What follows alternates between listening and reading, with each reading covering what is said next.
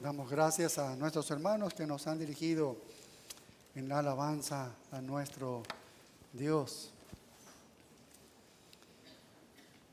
Creo que como iglesia nosotros sabemos por quién no votar. Eso es muy claro para nosotros. Nunca votaríamos por un sistema socialista donde sus bases son ateas. Jamás lo haríamos. No deberíamos hacerlo, ¿sí? Cuando tenemos otro contrincante que es diferente, ¿no? Entonces nunca lo haríamos así.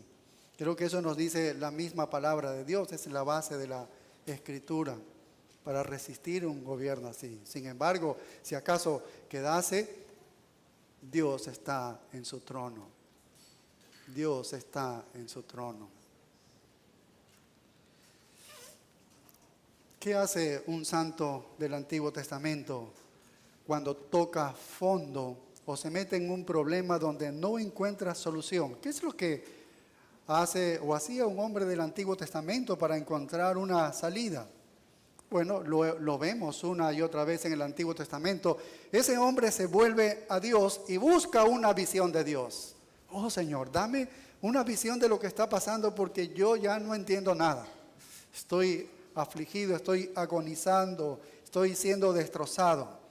Y eso es lo que hizo el profeta Isaías, ¿recuerdan? Porque Dios se acercó al profeta Isaías y le dice: oye, Isaías, voy a destruir a este pueblo, voy a castigarlos, voy a acabar con ellos. Y el ejército más feroz y aterrador va a entrar y simplemente va a destruir a Judá. Isaías quedó en shock, ¿sí? ¿Y qué hace él? En Isaías 6 se dirige al templo y entra en el templo. Y nos preguntamos por qué Isaías va al templo. ¿Qué hay en el templo? Dios está en el templo. Por eso él va al templo. Dios está allí. Y va al templo porque él necesita desesperadamente hablar con Dios.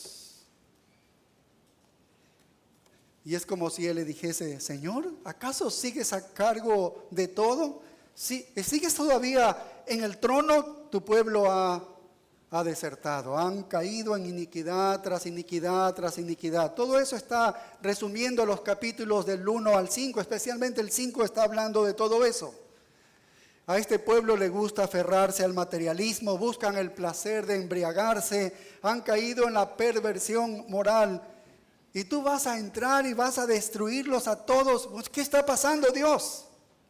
Por eso él entra al templo, quiere hablar con Dios. Y entonces tiene una visión de Dios. Isaías 6, lo hemos estudiado y lo ha leído usted. Tiene una visión de Dios y veo a Dios en su trono y lo ve alto y sublime. Alto y sublime. ¿Qué es eso? Dios es soberano. Sigo en el trono, Isaías. ¿Ves? Yo estoy gobernando absolutamente todo. Y luego ve que la gloria de Dios está en todas partes, en toda la tierra, llenando toda la tierra. Entonces él dice: Dios es trascendente. Mi problema no es nada, absolutamente nada para este Dios que trasciende este mundo. Tiene un gobierno total, tiene una eternidad. Él está antes de mi problema, Él está después de mi problema. Este Dios es trascendente. Y luego oye a los ángeles y escucha a esos arcángeles, serafines, y decir: santo, santo, santo. Dios es santo. Y de nuevo se le recuerda el carácter de Dios, o se le recuerda la gloria de Dios, que es la suma de todos sus atributos. Dios está por encima de todo.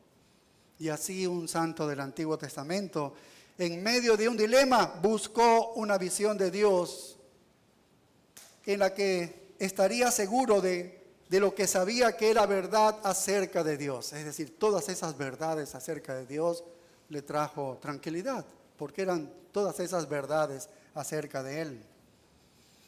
Y en Habacuc 2:4, que lo leímos hace un momento, cuando dice que el justo por la fe vivirá. Lo mismo que dijo el apóstol Pablo: el justo por la fe vivirá. No andamos por vista, sino por fe. Y Habacuc también está diciendo, todo el capítulo 1, ves que vienen a destruir al pueblo de Dios y él dice, pero mis ojos están viendo destrucción, están viendo todo esto, Señor, ¿qué vamos a hacer? Y entonces él ve los atributos de Dios. En el verso 12, Habacuc 1:12 dice, ¿no eres tú desde el principio, oh Jehová? Lo mismo, Dios tiene trascendencia. Él es eterno. Mi problema es una cosa que comenzó y luego terminará. Y Él está antes y estará después de mi problema. Esto es algo que Él lo puede solucionar. Y luego dice, Dios mío, Él es absoluto. Él es soberano, Dios mío.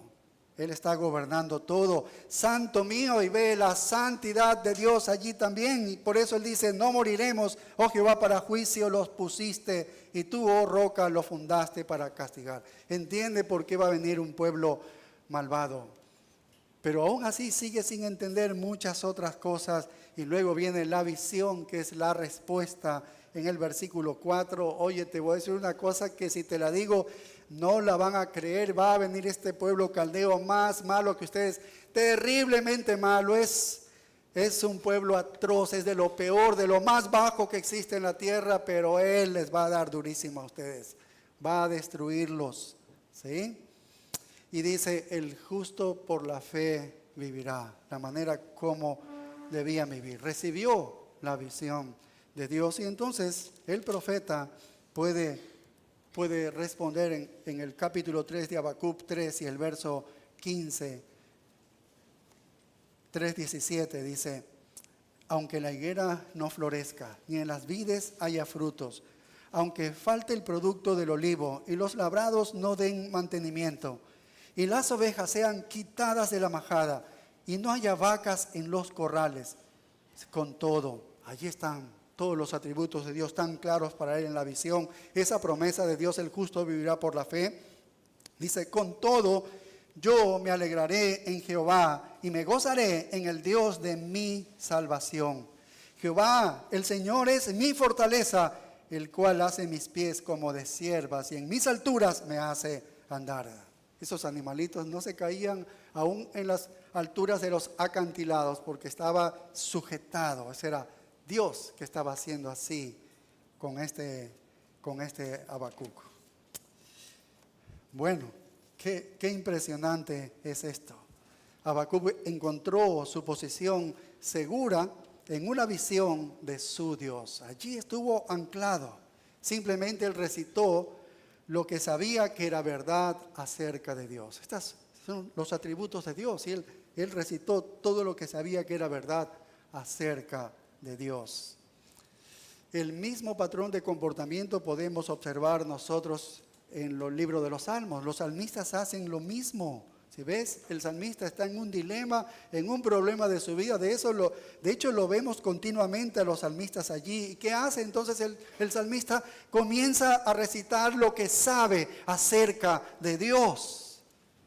Porque la comprensión de Dios es el fundamento de todo vivir. Si yo comprendo a Dios, si yo entiendo a Dios, entonces tengo un fundamento tremendo para vivir, saber vivir.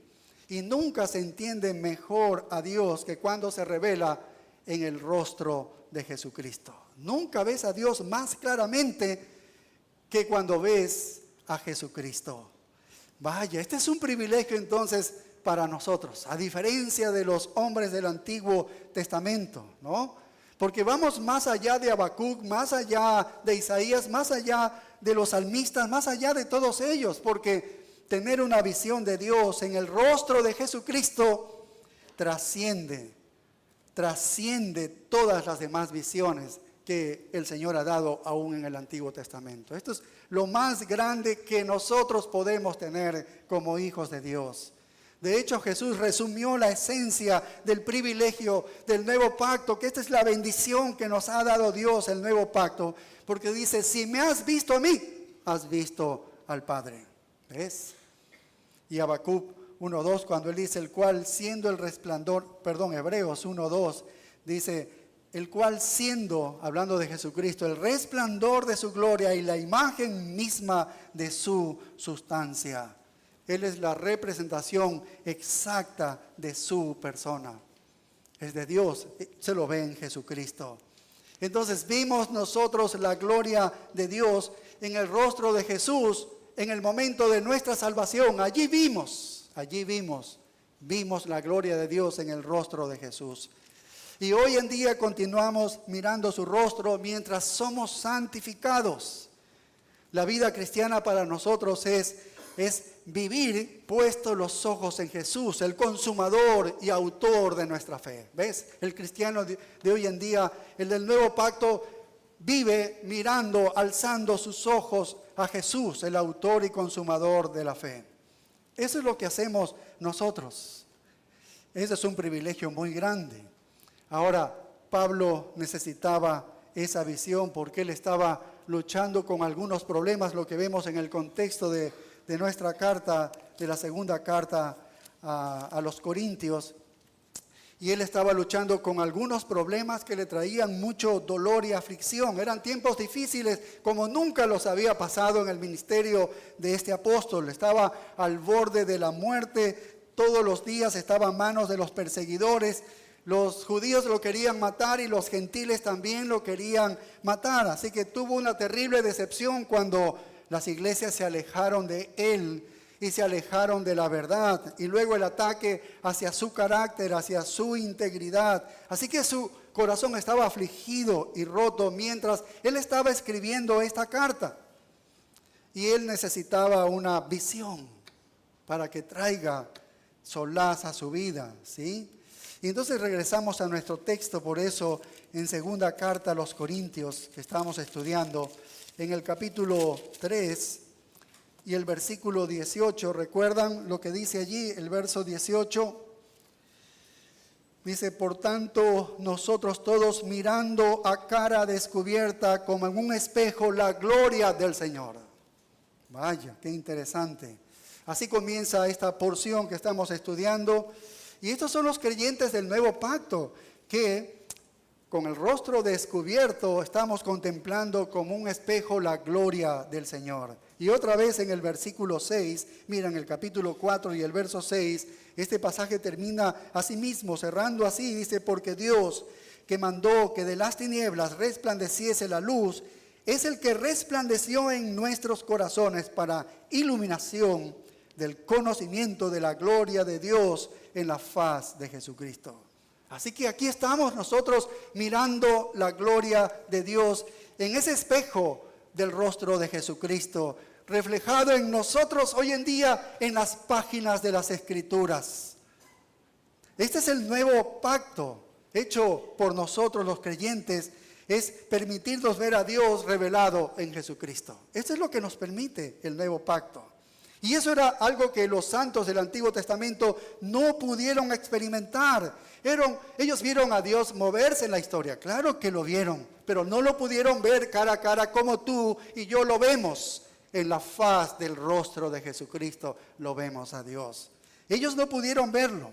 Dios es espíritu y podrían haber visto fuego, vieron humo, vieron, qué sé yo, representaciones del juicio, vieron truenos, qué sé yo, vieron la nube de la Shekinah. Ahí estaba Dios, es verdad, pero todas esas cosas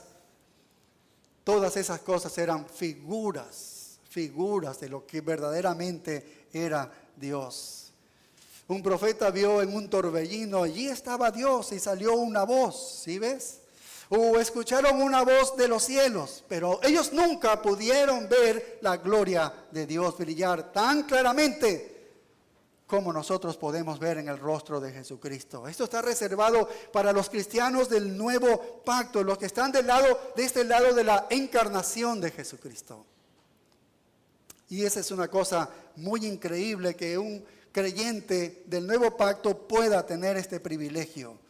Y eso es lo que Pablo está celebrando en estos versículos, en este pasaje que nosotros estamos estudiando. La gloria del nuevo pacto. Es glorioso este nuevo pacto el que nos ha dado el Señor. En verdad es glorioso. Siempre había maestros que seguían los pasos de Pablo. Ellos iban atrás siguiéndole a Pablo porque querían arrastrar a la gente de regreso al antiguo pacto. Querían regresarles a las sombras, a las imágenes, a los tipos. Y Pablo, ¿qué les está diciendo? Oye, el nuevo pacto es toda la realidad completa que tenemos para ver a Dios en el rostro de Jesucristo. Esa visión de Jesucristo es suficiente para nosotros. No necesitas regresar a lo que estaba velado, porque el velo ya se ha quitado. No hay necesidad de ponerse el velo. La visión ahora no tiene obstáculos para nosotros. Eso es lo que Él está presentando en este pasaje. Y aunque todavía nosotros como cristianos estamos esperando la visión perfecta de Cristo, porque aun cuando es más glorioso que los hombres del Antiguo Testamento, sin embargo esperamos todavía una visión más gloriosa, cuando veamos a Cristo perfecto.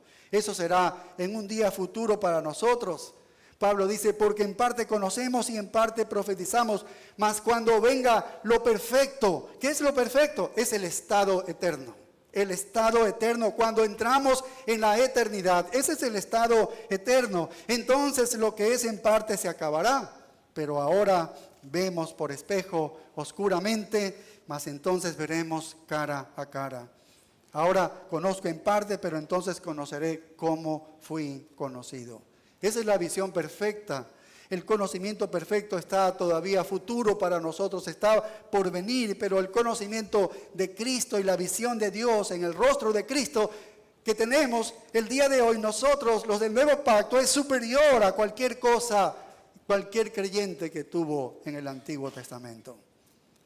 Entonces vemos a Dios en Cristo Jesús. Dios se hace claro para nosotros en el rostro de Jesucristo cuando lo vemos a Él. Venimos a verlo y a conocerlo, y qué tremenda verdad es esta.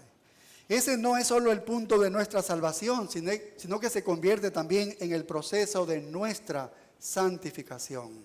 Estamos viéndolo continuamente. La santificación para nosotros es mirar el rostro de Jesús y ver a Dios revelado, y ver la revelación de Dios. Cuando la vida no nos da lo que nosotros queremos, ¿sí? Se nos cierran muchas cosas y cada vez que estamos nosotros asediados por problemas y cada vez que nosotros somos golpeados y heridos y perturbados y somos acosados por la tentación y la prueba y muchas preguntas y dudas salen de nosotros y hay dilemas que nosotros no podemos darle solución, el lugar donde nosotros vamos es ¿a dónde? Es a Cristo y miramos a Él.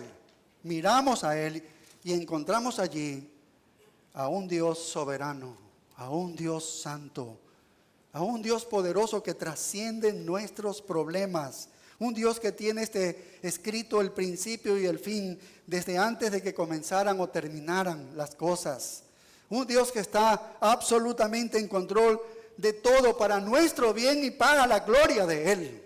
Vaya, qué bendición saber todo esto. Es aquel en quien nosotros podemos confiar y poner nuestra confianza y esperanza. Y encontramos en esa visión de Dios en el rostro de Jesucristo. Allí encontramos entonces el consuelo que estamos necesitando. El consuelo que estamos necesitando. Por eso Pablo nunca quitó los ojos de Jesús. Él dice, toda mi vida yo voy en una dirección, yo prosigo a la meta. ¿Quién es la meta? Jesucristo es la meta. Él vivió la vida de esa manera. Y cuando vives la vida contemplando la gloria de Dios en el rostro de Jesús, entonces cada vez más, ves más claramente, cada vez más eres fortalecido. Y cuando haces eso, hemos visto algunas cosas ya, que en primer lugar es una mirada clarificadora. Recuerdan en el verso 18, la primera parte, mirando a cara descubierta y vemos la gloria de Dios claramente revelada. Ya no hay velo, ya ahora miramos a cara descubierta. ¿Qué vas a mirar? A ese Dios con todos sus atributos. Y esto trae mucha esperanza, mucha confianza. Esto trae mucho valor. En segundo lugar, vimos que esta es una mirada transformadora, porque al mirar el rostro de Cristo sin velo, estamos siendo transformados a la misma imagen de Jesucristo. Así que llegamos a ser como Él. Esto es increíble, ese por el poder del Espíritu Santo es lo que hace. En tercer lugar, vimos que es una mirada fortalecedora en el versículo 1, capítulo 4, segunda carta de los Corintios 4:1. La última parte dice, no desmayamos, dice el apóstol Pablo, no desmayamos.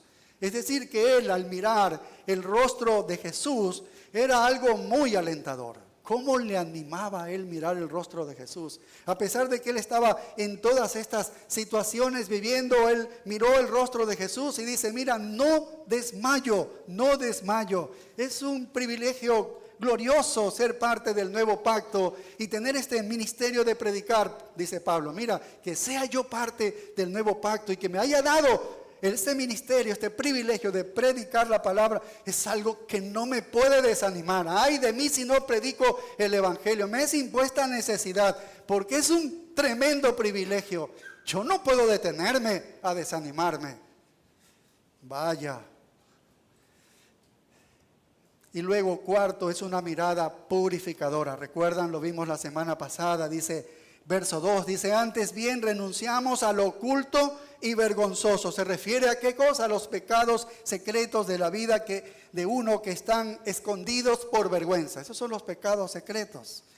Y Pablo dice, hemos renunciado a todo tipo de trasfondo de maldad, esa vergüenza oculta que es característica en las personas no redimidas, en las personas no regeneradas. Por eso dice, no andando con astucia, el verso 2, no andando con astucia, quiere decir no siendo hipócritas, siendo engañadores. Él había sido antes eso, dice, mira, yo ya paré eso, yo ya no camino de esa manera. Y eso fue desde mi conversión. Entonces eso está diciendo Pablo cuando miras el rostro de Jesús. Es una mirada purificadora porque estás viendo la santidad de Dios revelada. Y cuando ves la santidad de Dios te das cuenta de tu pecado. ¿Recuerda usted a Isaías que hablamos brevísimamente, Isaías 6? Cuando él vio la santidad de Dios, porque esos arcángeles decían santo, santo, santo, él supo que estaba en la presencia de un Dios santo. E inmediatamente, ¿cuál fue la reacción de él? ¿Cuál fue la reacción de él? Él se dio cuenta de sí y él dijo, soy hombre de labios inmundos. ¿Ves? Inmediatamente. Ve la santidad de Dios y dice, soy un hombre de labios inmundos. ¿Por qué? ¿Por qué se refiere así? Está diciendo, yo soy un pecador. Él es santo, yo soy un malvado pecador. ¿Y por qué lo expresaría de esa manera? Soy un hombre de labios inmundos. ¿Por qué? ¿Por qué no dijo de otra manera su pecado? Soy un pecador de labios, peco, porque es de la boca que habla el corazón. El corazón está lleno de maldad y todo sale por la boca. Así que su pecado se manifestó en lo que él dijo y pudo ser su pecaminosidad allí. Él estaba consciente de su pecado. Así que cada vez que estamos en la presencia de un Dios santo, estamos conscientes de nuestro pecado. ¿Verdad que es así? Es allí donde no podemos esconderlo ya. Estamos rendidos a Dios. Cada vez que miramos el rostro de Jesús, el pecado se revela bajo la luz de esa mirada.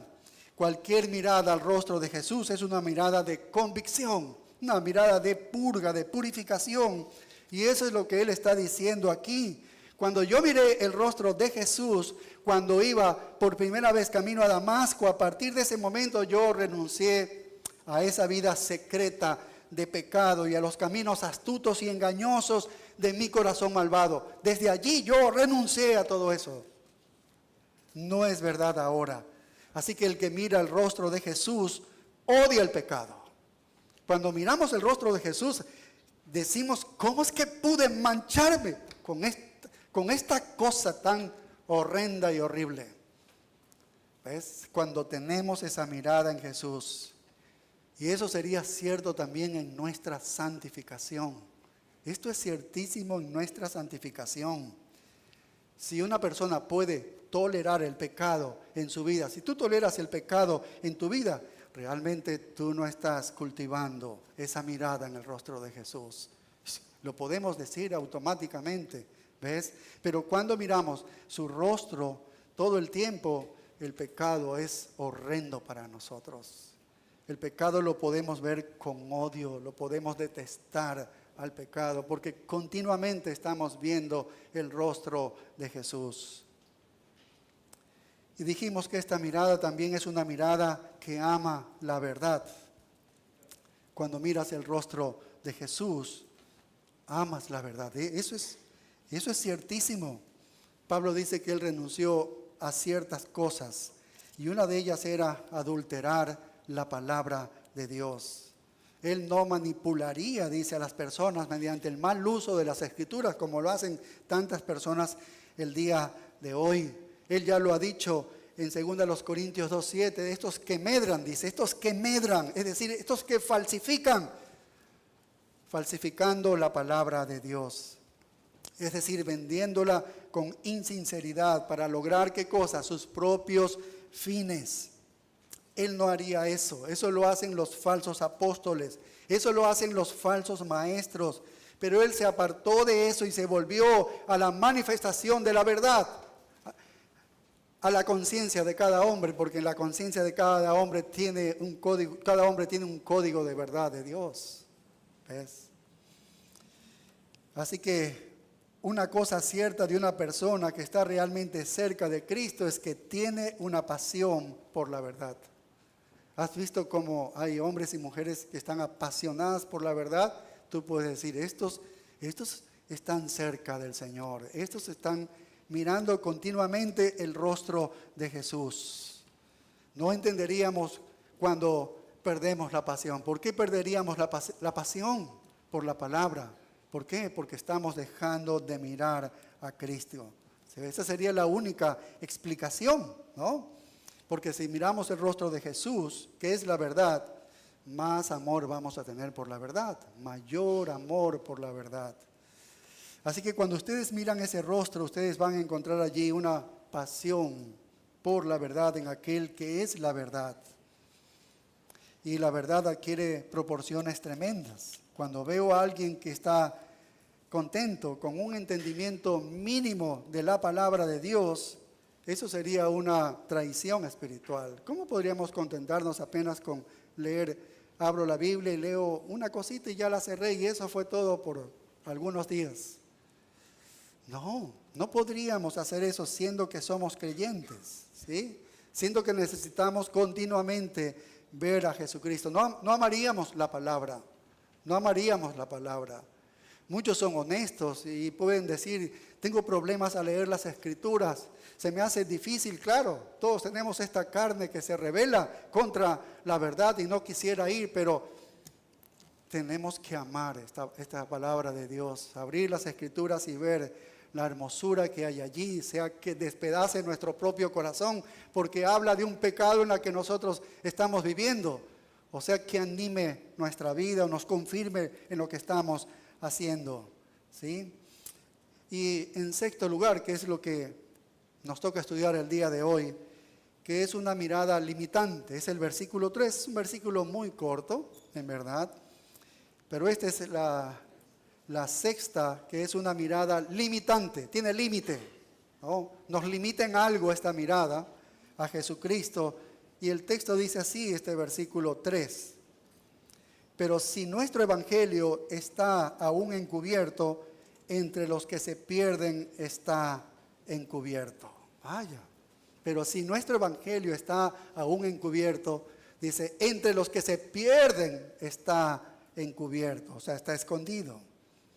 Así que no a todo el mundo se le ha quitado el velo, ¿no es cierto? No todos se les ha quitado el velo.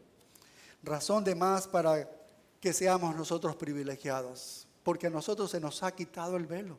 Hemos podido ver a Jesucristo, hemos sido salvados y ahora continuamente estamos mirando el rostro de Cristo para ser transformados. Este es un gran privilegio porque no a todos se les ha dado esto. Es limitante esta mirada, es limitante. No todo el mundo tiene este privilegio de mirar el rostro de Jesús. La mayor parte del mundo lo hace y así es. Pero este es un camino angosto en verdad y pocos son los que lo encuentran. ¿Por qué Pablo está mencionando esto? Es importante recordar que el apóstol Pablo estaba siendo criticado por los falsos apóstoles ahí en Corinto. Y una de las cosas que a él le criticaban era que él ofendía a todo el mundo. Pablo es ofensivo con lo que él predica. Realmente Pablo, esas eran aparentemente las críticas de los falsos maestros, ¿no?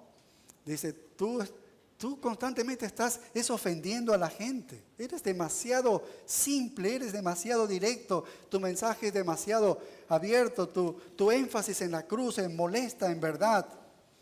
Y bueno, él había dicho en la primera carta de los Corintios 2:2 que yo me propuse ir a vosotros, dice, con solamente una cosa. ¿Qué cosa era?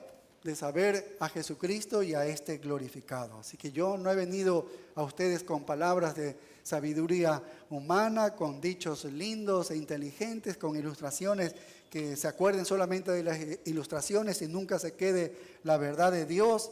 Yo no me dirijo a ustedes con una especie de oratoria increíble, para nada, sino a Jesucristo y a este crucificado.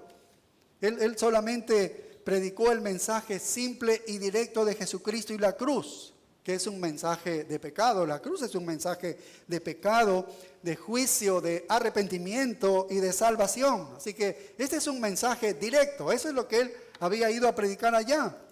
Pero los críticos de él le decían, la mayoría de la ciudad de Corinto te está rechazando, Pablo. Te rechazan a ti. Mírate en cada ciudad. Tú no puedes conocer allí un hotel, que vas a cada ciudad porque lo que conoces es la cárcel. Vas a las sinagogas y te echan de las sinagogas y luego el pueblo se alarma y luego todos te quieren apedrear y botar y tienes que irte a otra ciudad. No eres efectivo. Tienes que reconocer que tu metodología no te está sirviendo. Así lo acusaban a él. Dicen que su predicación del evangelio fue ofensiva e ineficaz y que no tuvo una buena estrategia. Tal vez como hoy en día, ¿no? Dice, alce la mano el pecador y la música y enternecen y luego te dicen, Cristo te va a hacer rico, Cristo te va a quitar la enfermedad, Cristo te va a arreglar tu matrimonio. Todo eso es mentira en el evangelio, ¿ves? Pero dicen así, todos alzan la mano y creen que eso es éxito. Pero Pablo no tenía nada de eso, ¿ves? No tenía nada de eso. Simplemente tú lo que haces es enojar a la gente, le criticaban. Tú estás haciendo enojar a la gente. La gente se está volviendo hostil contra ti, ¿no? Bueno, a veces trataban de matarlo, apedrearlo, azotarlo, golpearlo con varas. Lo hemos estudiado y hemos leído tantos textos. Cuando llegaba a una ciudad, los disturbios comenzaban en la ciudad. Lamentablemente, así era Pablo cuando llegaba con el evangelio.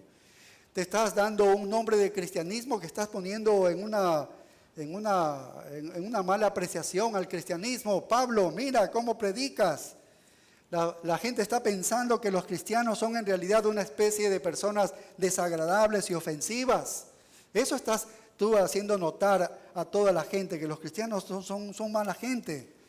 No, tenemos que suavizar con el trato. Pablo, por favor, tienes que hacer eso. Y hoy en día tenemos el mismo tipo de cosas. Y la respuesta de Pablo a eso, ¿sabes cuál es? El mismo versículo 3 dice, pero si nuestro evangelio está aún encubierto, ¿entre quiénes está encubierto?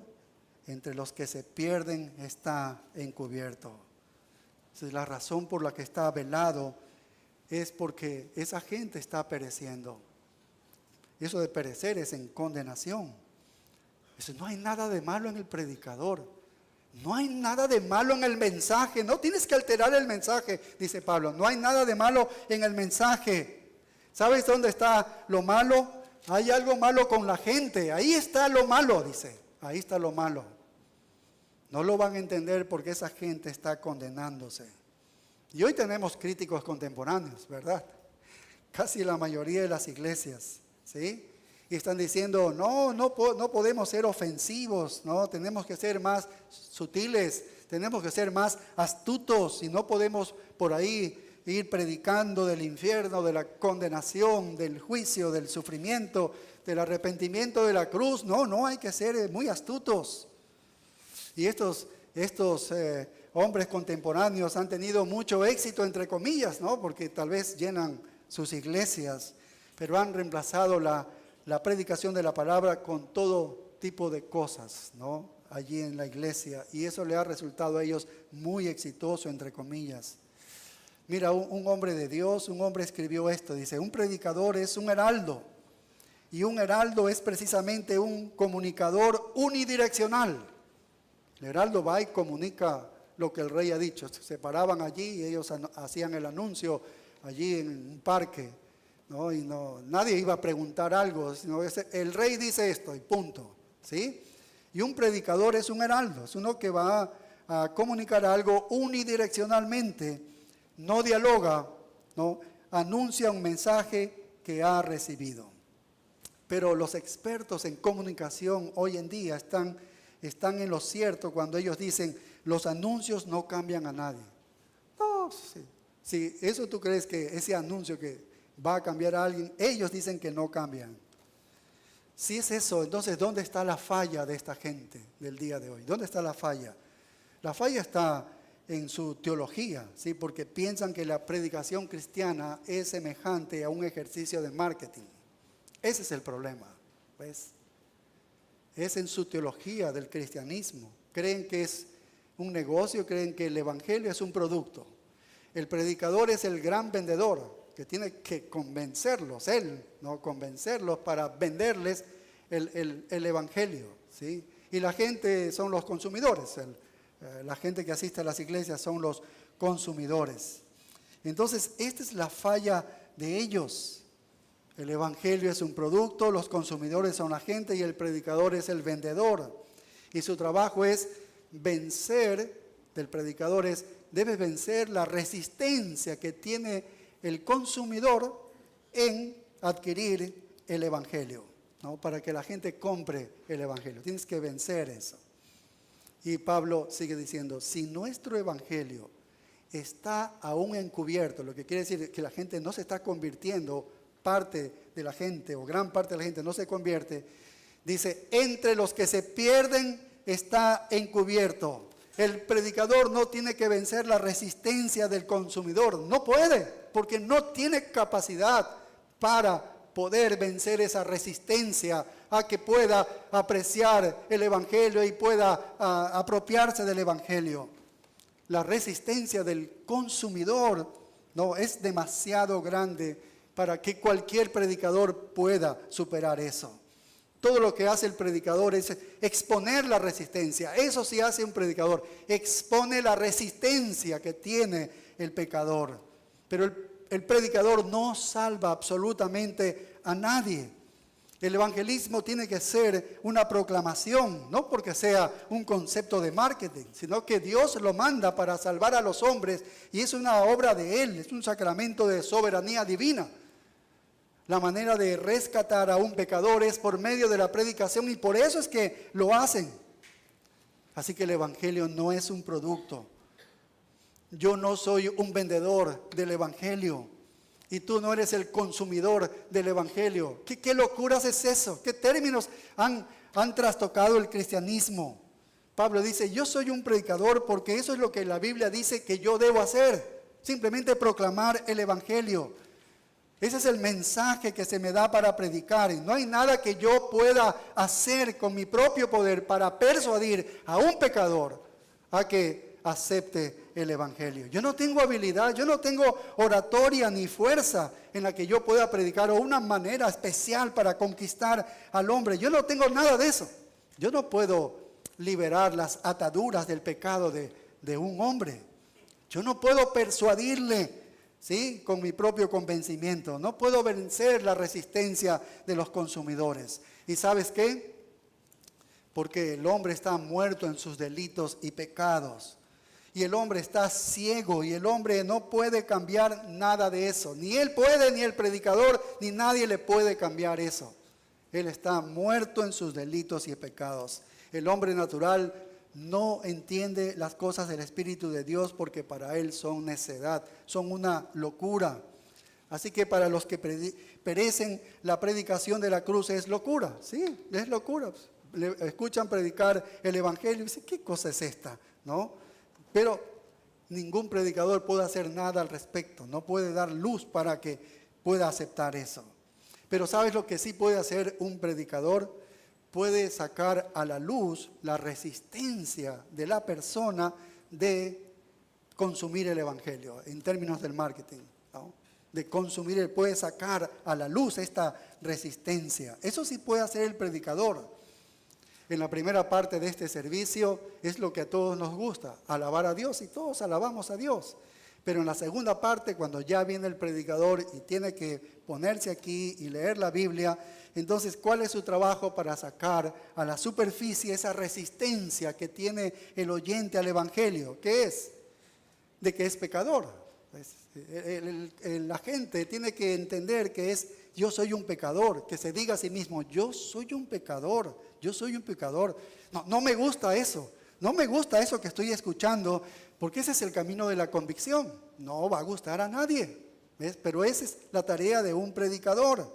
Y la segunda cosa que puede hacer un predicador es presentar los hechos del evangelio, las verdades del evangelio. Y si el Espíritu de Dios elige tomar la convicción del pecado y la verdad del evangelio y regenerar como una obra soberana, entonces este sacramento de la predicación ha encajado con su propósito. Eso es una obra soberana de Dios. Así que Pablo está diciendo que lo que tiene que hacer el predicador es que el pecador se resista. El pecador se resista si son cristianos, incluso si son cristianos.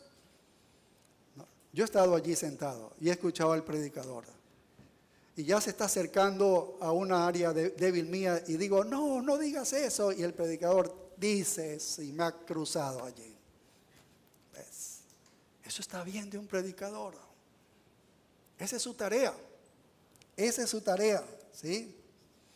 Y seguramente el que está aquí sentado puede decir: ¿por qué vine aquí? ¿Por qué vine hoy día aquí? ¿Por qué estoy aquí? No me gusta lo que acaba de decir ese hombre que está allí parado, ¿no? Y la razón por la que un cristiano dice eso es porque no le gusta la intimidación de la verdad en contra de su pecado. Nosotros somos cristianos, no nos agrada. Claro que no nos agrada, nos resistimos. Pero eso es lo que hace la verdad de Dios. Y la idea de que la astucia o la idea de que la metodología o que la idea de la técnica de alguien pueda romper esas ataduras del pecado y llevar el pecador a la salvación, no haría más que exaltar al predicador. Y eso es lo que hay en las iglesias. Como dice: qué lindo, me gusta ese predicador, porque a mí me entretiene, es fascinante las ilustraciones que da, es increíble. Y lo convierten en un héroe al predicador. Tú no puedes salvarte a ti mismo y ningún predicador puede salvarte. Y nosotros no estamos vendiendo el evangelio como si fuésemos vendedores de un producto y como que si el evangelio fuese un producto. Y yo tengo suficiente astucia para venderte el producto para que lo puedas comprar. Como predicador solo puedo hacer dos cosas, como Pablo dice: sacar a la superficie tu resistencia que tienes a la verdad, para que el Espíritu pueda convencerte, ¿sí ves? Y luego darte la verdad por la cual Dios puede cambiar tu corazón. Pero solo Él, Dios, tiene que hacer el cambio. El Espíritu Santo es el único que hace el cambio, ¿ves? Y gran parte del evangelismo moderno se basa en esta idea herética de que cualquier persona puede responder al evangelio si lo presentas de una manera suficientemente astuta e inteligente. Así te dicen. Estos son los predicadores modernos. Eso no es cierto. Esto se llama herejía. Eso se llamaría herejía, porque la palabra de la cruz es para los que se están condenando.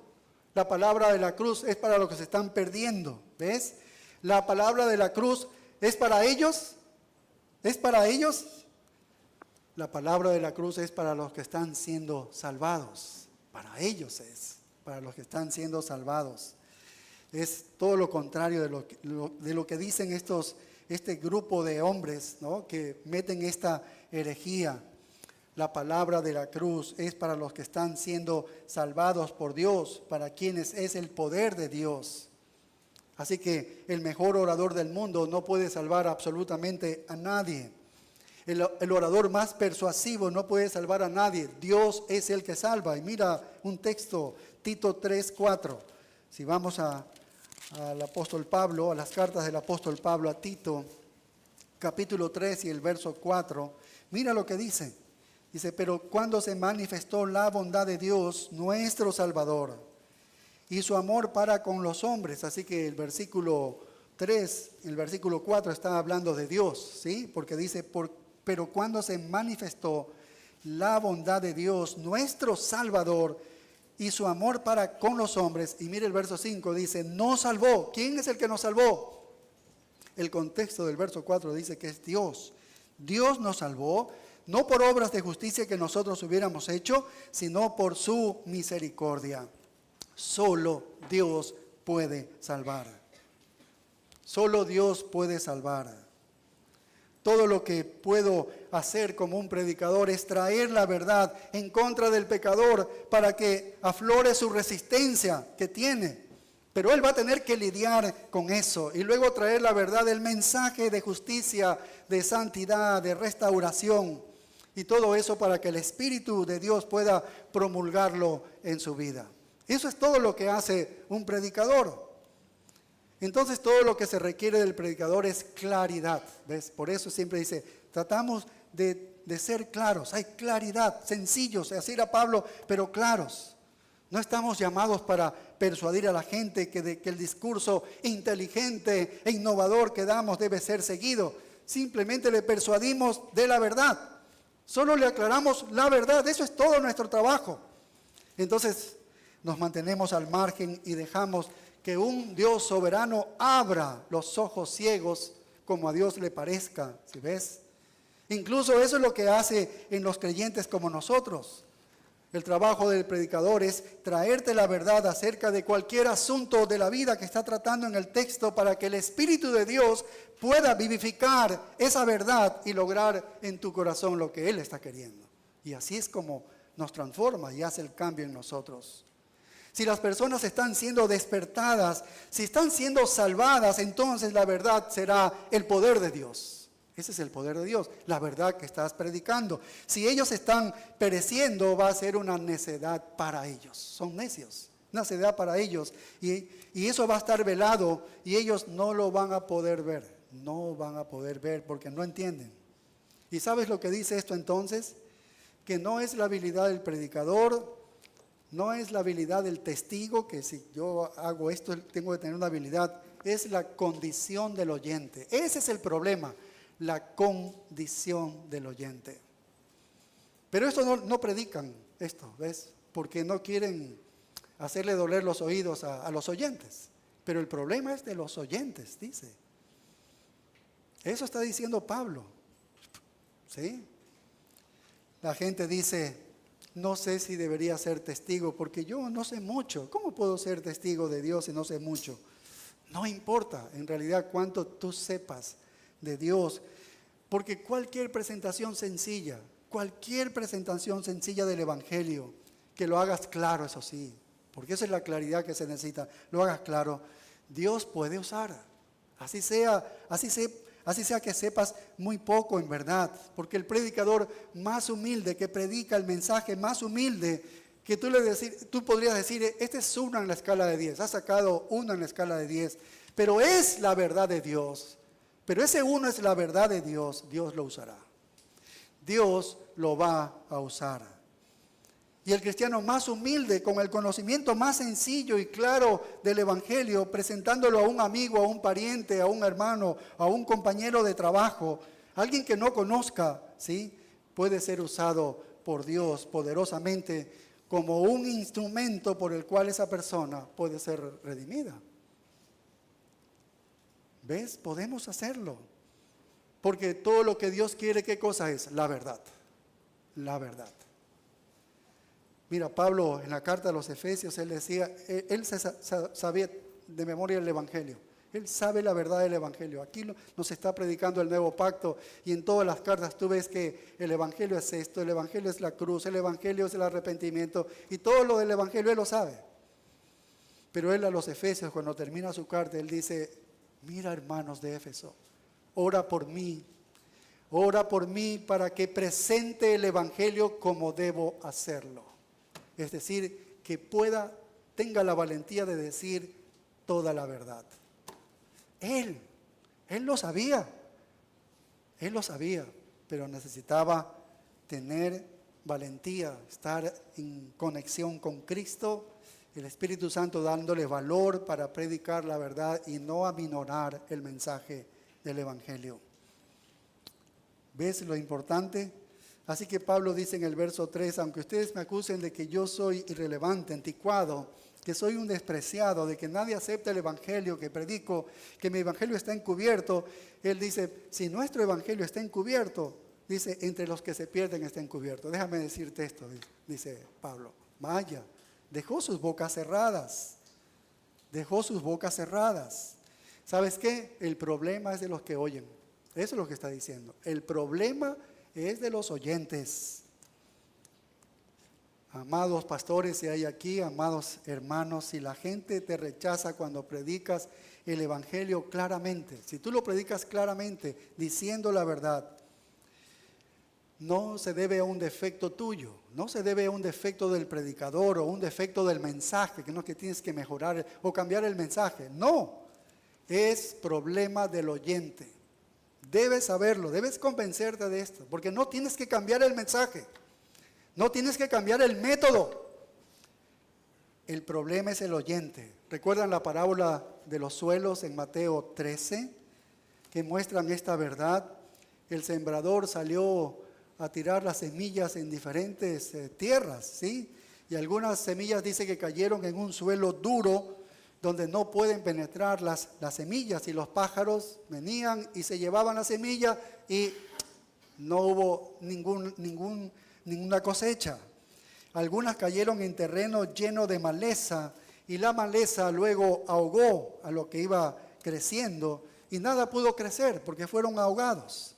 Y algunos cayeron en suelo rocoso y no pueden crecer porque las rocas detienen las raíces. Es decir, no se profundizan y muere y nada crece. Pero luego dice que algunos cayeron en buena tierra y crecieron. Más o menos ese es el resumen de esta parábola.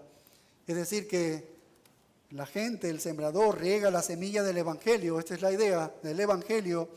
Y el problema es que cuando llega a un buen terreno puede obtener conversión. El buen terreno tiene conversión. No dice nada de la habilidad del sembrador, o sea, del predicador. No dice nada de la habilidad de ese. No dice nada de la semilla, que es que la semilla no era tan fuerte, entonces ese terreno no era para esa semilla. No dice nada de eso. Solo habla del suelo, habla de la tierra. La siembra de la semilla revela diferencias de receptividad en el suelo, porque el suelo es el problema. Solo uno estuvo receptivo, el resto no estuvieron receptivos para la semilla del Evangelio. Eso es lo que muestra la parábola. Pero si tú le presentas esto a los expertos hoy en día de la predicación, a estos predicadores modernos, estos expertos de hoy en día contarán la parábola desde otro punto de vista, de manera diferente. Ellos hablarían de 4 sembradores con técnicas evangelísticas diferentes. El primero hizo esto, ¿ves? No le resultó, esa técnica no servía. Y el segundo también trató de su forma y no le sirvió. El tercero tampoco, pero mira, el cuarto, esta técnica que él hizo, entonces le dio triunfos a él. Vaya. Y te dirían que son 4 técnicas usadas, pero una es la que debes usar. Y nosotros hemos visto que no es la técnica del sembrador la que es el problema. Es la condición del suelo el problema. La condición del suelo, y solo Dios se ocupa del suelo. Solo Dios se ocupa del corazón de los hombres. Solo Dios puede arar y limpiar el corazón de los hombres pecadores. Solo Él puede hacer. Entonces todo lo que podemos hacer nosotros es sacar la verdad y sacar a la superficie la resistencia de las personas y mostrar a la gente el nivel de su resistencia y dejar que el Espíritu Santo de Dios use eso para convencerles en su corazón y luego presentar claramente la verdad para que puedan moverse por ese camino de la justicia bajo ese poder de Dios. Y tanto eso ha sucedido en la conversión y es el mismo proceso que está sucediendo en la santificación de los creyentes. Entonces el problema no está en el mensaje, el problema no está en el mensajero, el problema está en el oyente. Y a menos que lo que dice el versículo 6, 2 Timoteo 4:6, dice: Dios que mandó que de las tinieblas resplandeciese la luz. A menos que Dios haga esto, que resplandezca la luz, es el que resplandeció en nuestros corazones para iluminación del conocimiento de la gloria de Dios en la faz de Jesucristo. A menos que Dios abra el corazón de alguien y pueda ver la gloria de Dios en la faz del rostro de Jesucristo, esa persona nunca lo va a ver, a menos que Dios lo haga. Todo es obra de Dios. Así que Pablo dice que el evangelio está encubierto para aquellos que están pereciendo. Están pereciendo, ¿sí? Se dirige a una fatalidad inevitable estos hombres. Están yendo a un camino de destrucción total. Esa es otra forma de definir la caída de ellos, su muerte, su ceguera espiritual. No entienden las cosas de Dios, son locura para ellos. Un ciego no ve el sol, pero por el hecho de que el ciego no ve el sol, no es que el sol se hace menos brillante. El sol sigue en toda su brillantez. Aun cuando el ciego no pueda verlo, los pecadores están encubiertos porque están en el camino de la condenación. Le está encubierto este evangelio. Y no se les puede hacer razonar para que entren al cristianismo. Usted le puede decir: espérate, te voy a tener unos razonamientos increíbles de manera que no vas a poder resistirte. Falso. No le puedes inducir al cristianismo porque yo te voy a bautizar, entonces ya eres creyente. No puedes hacer eso, ¿ves? No puedes hacer eso o cualquier otro tipo de ceremonia para meterlos en el cristianismo. Porque el tema de la ceguera es tan profundo que solo Dios puede disiparlo. Solo Dios puede intervenir allí. Y Él elige disiparlo en la predicación de la verdad. La fe viene por el oír el evangelio de Dios, la verdad de Dios, el oír la palabra de Dios, el oír ¿qué? Y ver a Jesucristo. Esa es la idea, de ver a Jesucristo. Y si no responden al evangelio, no cambies el evangelio. No cambies el evangelio. ¿Se dan cuenta de que hay una razón para su ceguera? Sí, esa es la razón.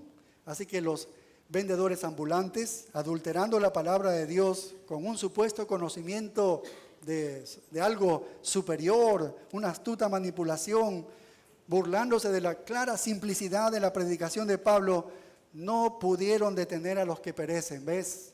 Más bien los desviaron totalmente al camino de la condenación. Solo Dios podría detener a los que perecen. Solo Dios puede. Lo hizo con nosotros. Un día nos hizo mirar la gloria de Dios en la faz de Jesucristo. Y lo hizo con nosotros. Cuando miras el rostro de Jesús, entonces te das cuenta de que es una mirada limitante. ¿Ves? Es una mirada limitante. La única manera en que tú o cualquier otra persona podrá mirar el rostro de Jesucristo es cuando respondan al evangelio puro. No hay otra manera de mirar a Jesucristo. ¿Sí? Bien, entonces hay que sacar la conclusión de que si realmente estoy mirando el rostro de Cristo, entonces mi vida va a ser limitada. ¿Sí? Nuestra vida va a ser limitada.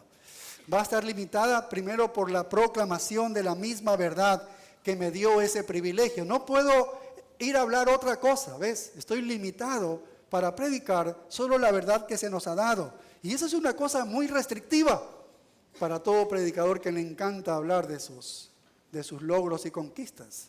¿Sí? No debo siquiera dar mis opiniones sobre problemas de nuestro tiempo, como los problemas sociales, culturales y asuntos políticos como el día de hoy estamos viviendo nosotros, porque estoy limitado a hablar lo que dice la Escritura. No estoy diciendo que no podamos hablar de situaciones políticas, porque todo lo que dice la Escritura lo debo hacer. Estoy hablando de mis opiniones, Todo lo que nos dice la Escritura sobre un gobierno socialista como el que tenemos que condenar, tenemos que decir, tenemos que hablar, cueste lo que cueste.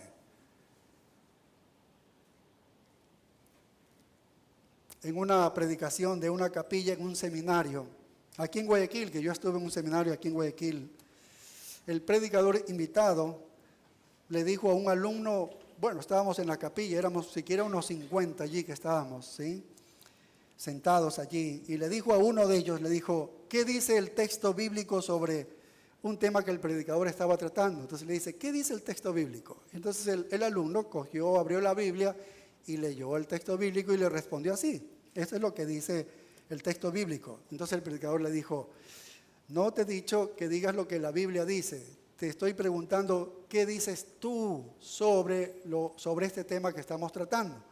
Entonces el alumno otra vez le abrió el texto bíblico y le leyó el texto bíblico. Y este predicador le dice, no te estoy preguntando lo que dice la Biblia, quiero saber lo que tú opinas, ¿Qué importa lo que nosotros opinemos? ¿Entiendes? ¿Qué importa? Si es sobre política que quieres hablar, ¿qué importa lo que yo opino? Pero si lo que yo voy a opinar es lo que dice la Biblia sobre la política de mi ciudad, sobre la cultura de mi ciudad, pues eso vale la pena. ¿Qué importa lo que yo opine? Lo que yo opine debería ser lo que dice la Escritura, debería ser eso. No debería haber dos cosas, la Biblia dice esto, pero yo digo esto. ¿Y quiénes somos nosotros para decir algo diferente de eso? No es así. ¿Ves que tenemos una vida limitada y un camino limitado por el que debemos transitar? Y el camino de la Biblia nos establece, ¿no? Y nos pone en un camino muy estrecho, ¿no?, en el cual debemos cumplir en este mundo. Es algo muy limitado para nosotros, los que vivimos en el nuevo pacto. Y los predicadores somos responsables simplemente de hablar la verdad de Dios para que Dios pueda cumplir su propósito a través de esa verdad que se anuncia. Eso es todo. Eso es todo. Y cuando miramos el rostro de Jesucristo es una mirada muy limitante, entonces. Muy limitante. Te das cuenta de que esa mirada tiene que ver con conocer a Cristo. Tiene que ver con entender la simplicidad del Evangelio. Y si vienes aquí como cristiano, lo que vas a escuchar es esa misma perspectiva limitada. Todo el tiempo de aquí lo vas a ver, todo el tiempo. Una perspectiva limitada, solo la palabra de Dios, solo la palabra de Dios. ¿Ves? Abordando los problemas de tu vida con la esperanza de sacar a la superficie la resistencia a esa verdad y llevarte al lugar de convicción, del arrepentimiento y luego más adelante en camino de la santificación. De eso se trata. Esta es la mirada limitante cuando vemos a Jesús que nos transforma. Tenemos una mirada limitante. Y una vez que miras este rostro de Jesucristo, tu vida se vuelve muy circunscrita. No tienes para caminar por todo este mundo. Está muy limitado. Todo lo demás se desvanece para seguir este camino, porque ese camino es el que debemos estar comprometidos y es la única cosa que nosotros debemos hacer. Como Pablo decía, mi meta es Cristo. Mi meta es la proclamación de la verdad divina. Padre, gracias te damos. Gracias por la vida limitada que nos das, esta mirada limitada, Señor, para nosotros. Y privilegiada también debemos reconocerlo, Señor. No es para todos, no es para todo el mundo.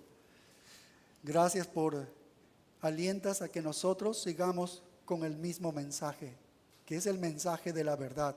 Es el que tú necesitas para salvar a las personas y para santificar a los creyentes. Danos esta fidelidad, Señor. Gracias porque la mirada en Cristo nos santifica, nos purifica, Señor, nos limpia de nuestra pecaminosidad, Señor. Vemos tu santidad y vemos nuestra pecaminosidad, Señor. Santo en verdad eres. Sigue obrando en nuestros corazones y en la vida de cada uno de nosotros, Señor. Sigue preparando esta iglesia para que sea, Señor, transmisora de tu verdad, para que podamos cumplir la gran comisión, llevando este evangelio a todo lugar, a toda persona, a todo mundo, Señor. Danos esta fuerza, danos esta convicción de cumplir este gran discipulado, Señor, para toda persona. Te damos gracias en el nombre de Cristo Jesús.